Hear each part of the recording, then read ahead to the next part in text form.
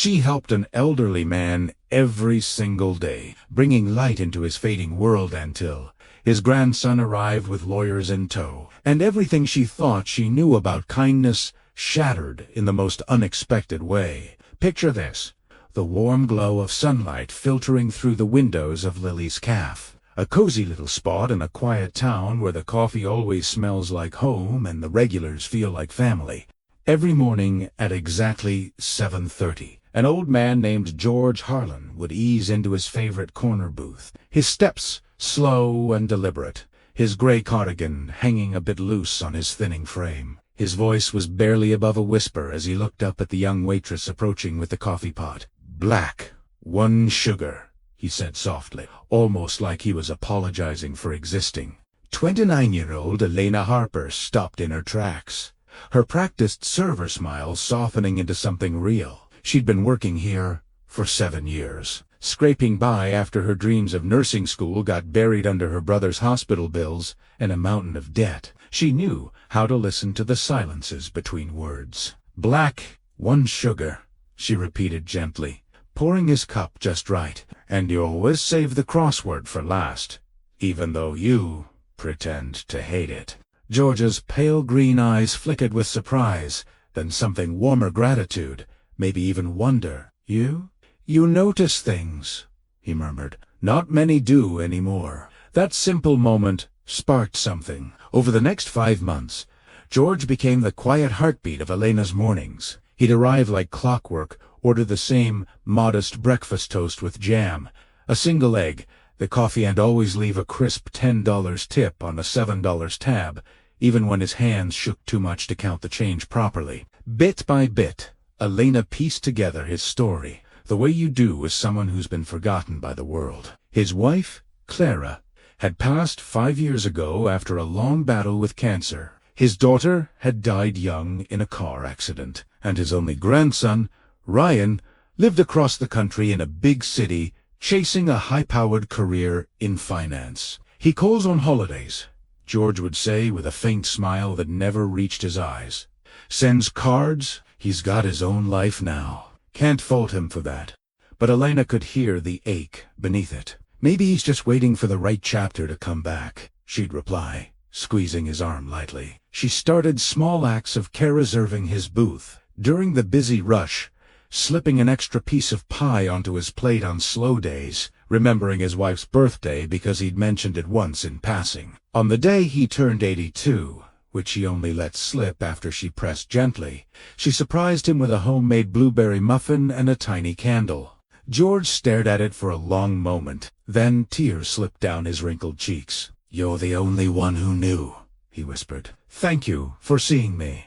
Elena noticed the changes creeping in, to the way his tremors worsened, how he'd repeat stories without realizing, how his once polished shoes scuffed more each week. His frame grew frailer, his laughter rarer. One rainy morning, he didn't come. Elena's chest tightened with worry she couldn't shake. After her shift, she looked up his address in an old directory and drove over. The house was modest, immaculate, but echoing with emptiness. George answered the door in his robe, looking smaller than ever. "Slipped in the shower," he admitted sheepishly. "Bruised, but nothing broken. Just weary." From that day on, Elena's routine expanded. She'd stop by after work with groceries, help sort his medications, sit and read him the newspaper when his eyesight blurred. Her boss grumbled about her cutting hours, and exhaustion pulled at her constantly, but she couldn't stop. George had no one else, and Elena knew. Loneliness all too well, it had shadowed her since her brother's illness drained their family dry, leaving her alone in the fight. "Why help an old stranger like me?" George asked one evening, his voice fragile as he sat wrapped in a blanket on his porch. "You've got your own burdens."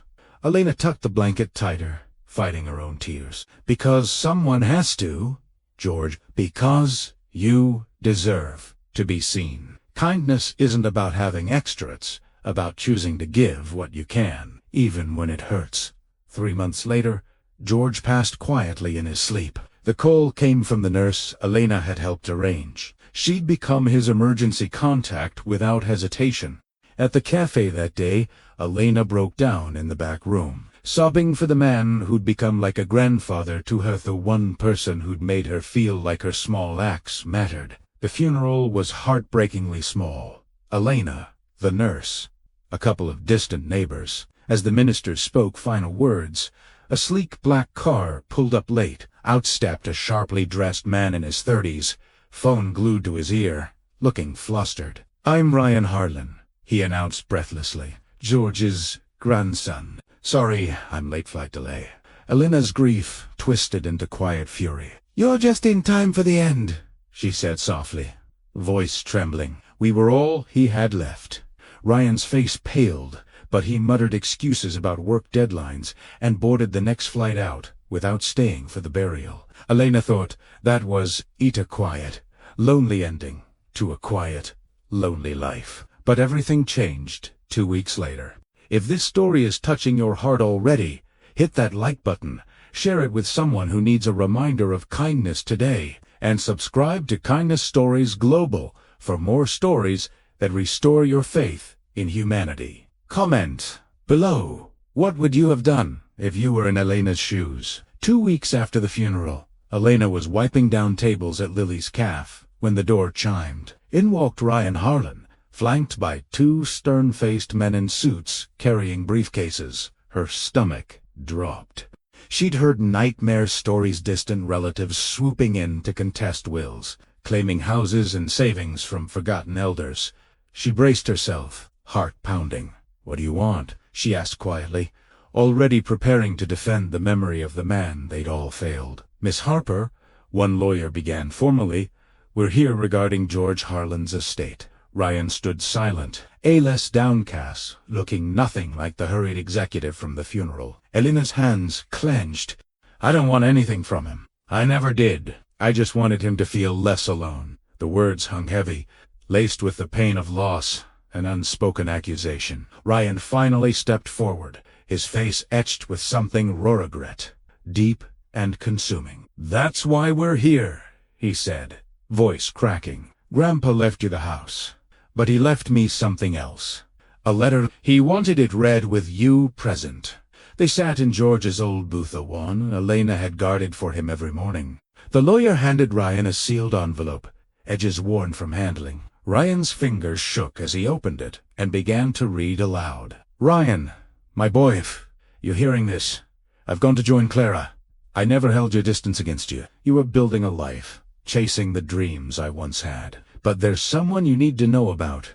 Elena Harper. She's a waitress, working long hours for little pay, carrying her own heavy load. Yet she gave me the greatest gifts: her time, her listening ear, her unwavering presence. She remembered how I liked my coffee. She celebrated my birthday when no one else did. She made me visible again when the world, and yes, even family, had let me fade. I'm leaving her the house because she restored my dignity when I had none left. But for you, Ryan, I hope this wakes you up. Success is hollow without connection. Money means nothing if you forget the people who matter most. Learn from Elena. Slow down. See people. Be present. Be the grandson I always believed you could be, not just in achievements, but in heart." Ryan's voice broke completely on the last words. Tears streamed down his face as he looked at Elena, devastated. "I thought making partner would make him proud," he whispered. "I was so wrong. I left him alone. And you were there for him every day." Elena's own tears fell freely now, anger melting into shared sorrow. "He loved you, Ryan. He talked about you all the time, with pride, never bitter. He just wished he could feel it more." Something shifted in that booth. Ryan asked quietly, "Will you teach me? Show me how to notice people the way you noticed him?" In the months that followed, an unlikely transformation bloomed. Ryan started showing up at the café not for quick coffee, but to linger to learn the regulars' names, their orders, their stories. He reduced his work hours drastically, moved back to town, and began volunteering at the local senior center George had once mentioned but never visited. Too stubborn to admit I needed company. George had chuckled sadly. Elena and Ryan grew close not through romance, but through a profound bond forged in redemption and purpose.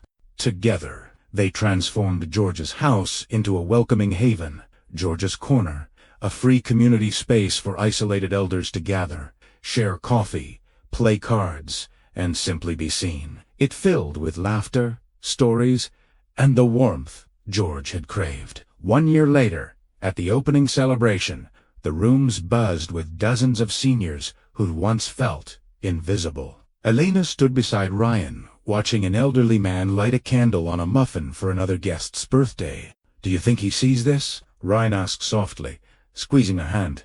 Elena smiled through happy tears. "I know he does. He always believed one person choosing kindness could change everything. You proved it to him and to all of us." An older woman approached Elena with a fresh cup.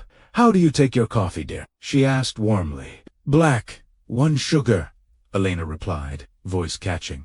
"I'll remember that," the woman said with a gentle smile. "Everyone deserves to be remembered." In that moment, Elena felt George's presence, strongest a simple truth he'd lived and passed on. We're not here for grand legacies or wealth. We're here to notice each other, to say, without words, "You matter, you're seen," and someone remembers exactly how you take your coffee. If this story moved you, please share it with someone who might need this reminder. Comment below, would you have done in Ryan's place? Or, and subscribe to Kindness Stories Global for more heartwarming stories of unexpected kindness. Let's spread more light together. Hit subscribe now, and never miss a story that proves goodness always wins. Thank you for watching.